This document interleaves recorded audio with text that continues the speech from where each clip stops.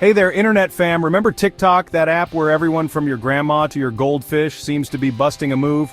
Well, it's been an illegal battle royale and the final boss, the Supreme Court, just dropped a bombshell.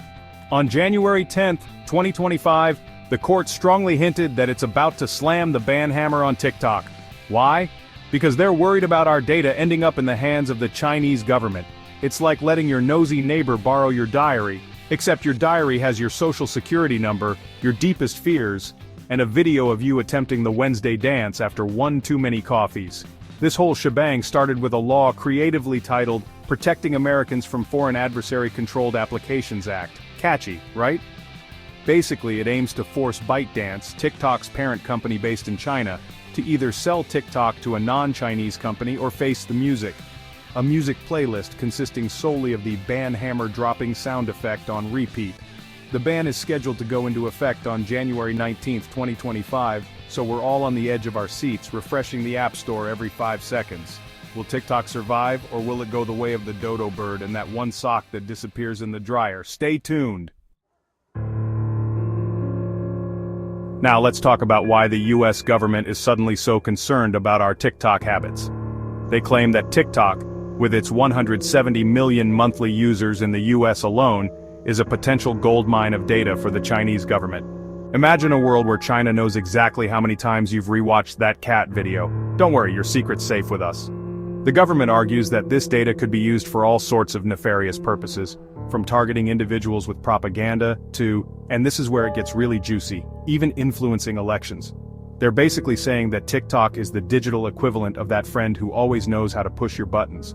Of course, TikTok denies all of this, claiming they've never shared user data with the Chinese government and have no plans to start now. But the US government isn't buying it. They're like that friend who still believes in the 5-second rule, even though we all know it's a lie. Hold your horses, Uncle Sam. Not so fast, says the other side of the courtroom. They argue that banning TikTok is like forcing Jeff Bezos to sell the Washington Post just because he also owns Amazon. It's government overreach, plain and simple. They claim that this whole thing is a blatant attack on our First Amendment rights, specifically our freedom of speech. They're basically saying that the government shouldn't be allowed to play favorites with media companies, even if they are owned by foreign entities. The First Amendment usually protects media companies from government interference, like telling them what they can and can't publish. But this case is different. It's about preventing foreign influence, which is a whole other kettle of fish. The question is, does the government have the right to limit our access to information even if it's for the sake of national security? So what happens now? If the Supreme Court does decide to uphold the ban, TikTok will be banned in the US faster than you can say renegade. Tech giants like Apple and Google will be forced to remove it from their app stores, and TikTok will become a distant memory, like Vine and MySpace. Unless, of course, TikTok can pull a rabbit out of its hat and find a buyer. There have been rumors of potential suitors, but so far nothing concrete.